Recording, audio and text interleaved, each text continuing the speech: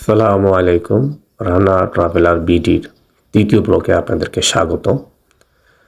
তৃতীয় ব্লকটি আসলে কোনো উদ্দেশ্য নিয়ে করা নয়, ছোটোবেলার স্মৃতি রোমন্থন করব এবং কী উদ্দেশ্যে এসেছিলাম সেটা আপনাদেরকে আমি ভিডিওটির শেষে জানিয়ে দেব। আমার প্রথম ব্লগটি ছিল শীতলক্ষ্যা নদীকে কেন্দ্র করে তার দূষণ এবং জামলাঘাট থেকে তারাবো বাজারের হাট আমি দেখিয়েছিলাম। আর এখন দেখাচ্ছি আমি সদরঘাটের বুড়িগঙ্গা। এটিও দেখুন কীরকম দূষিত হয়ে গেছে। আর বরাবরই আমার নদী ভালো লাগে, লঞ্চে ছেড়ে যাওয়া, লঞ্চ ভ্রমণ সব কিছু আমি উপভোগ করি। একটি লঞ্চ দেখুন এইমাত্র ছেড়ে গেল তার গন্তব্যের উদ্দেশ্যে। আসলে কমিক্স কিনতে মূলত আমি বাংলা বাজার এসেছিলাম, কিন্তু দোকান না খোলার কারণে চলে আসলাম হাঁটতে হাঁটতে সদরঘাটের লঞ্চ ঘাটে। লঞ্চ ঘাট থেকে কিছুক্ষণ লঞ্চের আসা যাওয়ার দৃশ্য দেখতে দেখতে চলে এলাম পাশের শ্যামবাজারের পাইকারি মার্কেটে।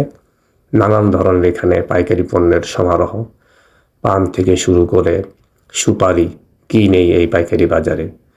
আর পান সুপারি যারা আপনারা ভক্ত, যারা পাইকারি, তারা এখান থেকে কিনে নিয়ে খুচরাভাবে বিক্রি করে থাকেন। এখান থেকে তারা কিনে নিয়ে যান দরদাম করে, এবং এখানে অনেকটা নিলামের মতো উঠে। বিভিন্ন ধরনের দোকান রয়েছে পান এবং সুপারির। শুধু পান সুপারি নয়, পান সুপারি ছাড়াও রয়েছে বিভিন্ন ধরনের দেশীয় ফল যা এখানে চলে আসে।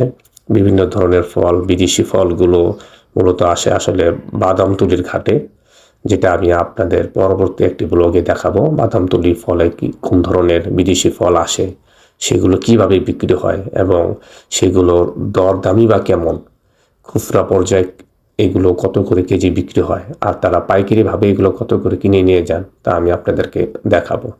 নানান ধরনের দেশীয় ফল এখন রয়েছে, জলপাই, বিভিন্ন ধরনের বিভিন্ন সাইজের জলপাই রয়েছে, ছোট বড়, আকার ভেদে মান ভেদে দামও বিভিন্ন রকমের। পানি ফল আছে পানি ফল এবং শালুক, এগুলো এখন ওঠা শুরু করেছে যেহেতু শীত আসি করছে। আর পানি ফল, শালুক ছাড়াও জাম্বুরা আছে, আমলকি আছে, আপনারা দেখতে পাচ্ছেন। এছাড়াও রয়েছে আমসত্ত্ব, দেখুন আমসত্ত্বর পাইকারি বাজার। আমসত্ত্ব এখান থেকে অনেকেই কিনেন। আর রয়েছে তেঁতুল এবং আমসত্ত্ব যারা আচার তৈরি করেন তারা এখান থেকে তেঁতুল আচারের জন্য তেঁতুল কিনে নিয়ে যান পাইকারি হিসাবে। আর পাশেই রয়েছে বিভিন্ন ধরনের পেঁয়াজ, দেশীয় পেঁয়াজের পাশাপাশি ইন্ডিয়ান, পাকিস্তানি বিভিন্ন ধরনের পেঁয়াজ রয়েছে। ছোট বড় দেখুন কত বড় একটি পেঁয়াজ। এখানে সব কিছুই কম দামে পাওয়া যায়, তবে 1 কেজি থেকে যেমন কিনতে পারবেন তেমন 5 কেজিও কিনতে পারবেন। শ্যামবাজারের পাশেই একটি দেখুন ঘাট, তারা যাত্রী এপার ওপার করছে, ওপারে রয়েছে জিঞ্জিরা। অনেকে এখান থেকে নৌকায় উঠে খেয়া পারাপার হয়ে চলে যান নদীর ওই প্রান্তে। এই ঘাট বরাবরই খুব সকাল থেকেই ব্যস্ত থাকে। এখন সকালবেলা ব্যস্ততা শুরু হয়ে গেছে, কিন্তু কুকুরটির কোনো ব্যস্ততা নেই, সে ঝিমাচ্ছে, বোধহয় রাত্রে ভালো ঘুম হয়নি তার।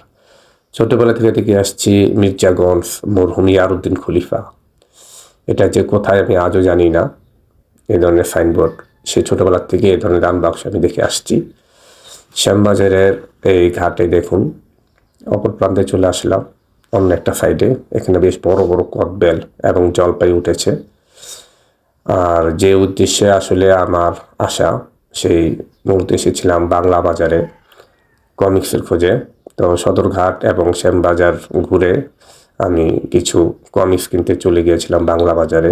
দোকান খোলার কারণে আমার সেই ছোটোবেলার শৈশব কৈশোরের কমিক্সগুলো আমি আবার নতুন করে রিপ্রিন্ট হচ্ছে, আমি এইগুলো কিনতে মূলত এসেছিলাম। তো আপনারা দেখতে পাচ্ছেন ছোটোবেলার সেই 90-এর দশকের সেই কমিক্সগুলো। আশা করি আপনারা স্মৃতিকাতর হয়ে পড়েছেন, সেই কমিক্সগুলো এখন আবার রিপ্রিন্ট হচ্ছে। তো এইভাবে বলতে বলতে আমি বিদায় নিলাম। আসসালামু আলাইকুম। আপনারা ভালো থাকবেন, সুস্থ থাকবেন এবং আমার পরবর্তী ব্লগটি দেখবেন, এই নিয়ে আমি বিদায় জানাচ্ছি। খোদা হাফেজ। সকলের সুস্থতা কামনা করছি। আজ আর নয়, আজ এ পর্যন্তই। তো সবাইকে শুভকামনা জানাচ্ছি এবং আমার চ্যানেলটি সাবস্ক্রাইব করার অনুরোধ জানাচ্ছি।